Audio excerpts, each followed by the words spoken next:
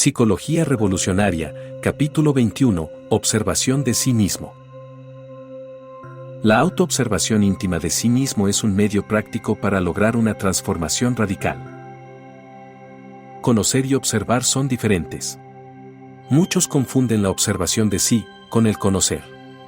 Se conoce que estamos sentados en una silla en una sala, mas esto no significa que estemos observando la silla. Conocemos que en un instante dado nos encontramos en un estado negativo, tal vez con algún problema o preocupados por este o aquel asunto o en estado de desasosiego o incertidumbre, etc. Pero esto no significa que lo estemos observando.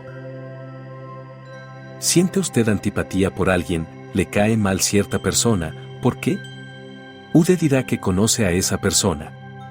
Por favor, obsérvela. Conocer nunca es observar, no confunda el conocer con el observar. La observación de sí, que es un 100% activa, es un medio de cambio de sí, mientras el conocer, que es pasivo, no lo es. Ciertamente conocer no es un acto de atención. La atención dirigida hacia dentro de uno mismo, hacia lo que está sucediendo en nuestro interior, sí es algo positivo, activo. En el caso de una persona a quien se tiene antipatía así porque sí, porque nos viene en gana y muchas veces sin motivo alguno, uno advierte la multitud de pensamientos que se acumulan en la mente, el grupo de voces que hablan y gritan desordenadamente dentro de uno mismo, lo que están diciendo, las emociones desagradables que surgen en nuestro interior, el sabor desagradable que todo este deja en nuestra psiquis, etcétera, etcétera, etcétera. Obviamente en tal estado nos damos cuenta también de que interiormente estamos tratando muy mal a la persona a quien tenemos antipatía. Mas para ver todo esto se necesita incuestionablemente de una atención dirigida intencionalmente hacia adentro de sí mismo, no de una atención pasiva. La atención dinámica proviene realmente del lado observante, mientras los pensamientos y las emociones pertenecen al lado observado. Todo esto nos hace comprender que el conocer es algo completamente pasivo y mecánico, en contraste evidente con la observación de sí, que es un acto consciente. No queremos con esto decir que no exista la observación mecánica de sí, mas tal tipo de observación nada tiene que ver con la autoobservación psicológica a que nos estamos refiriendo. Pensar y observar resultan también muy diferentes. Cualquier sujeto puede darse el lujo de pensar sobre sí mismo todo lo que quiera, pero esto no quiere decir que se esté observando realmente.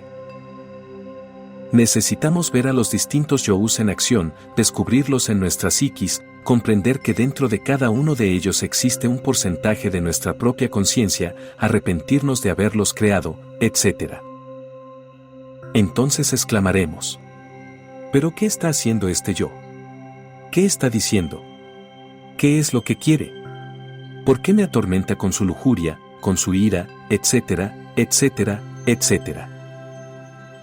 Entonces veremos dentro de sí mismos todo ese tren de pensamientos, emociones, deseos, pasiones, comedias privadas, dramas personales, elaboradas mentiras, discursos, excusas, morbosidades, lechos de placer, cuadros de lascivia, etcétera, etcétera, etcétera.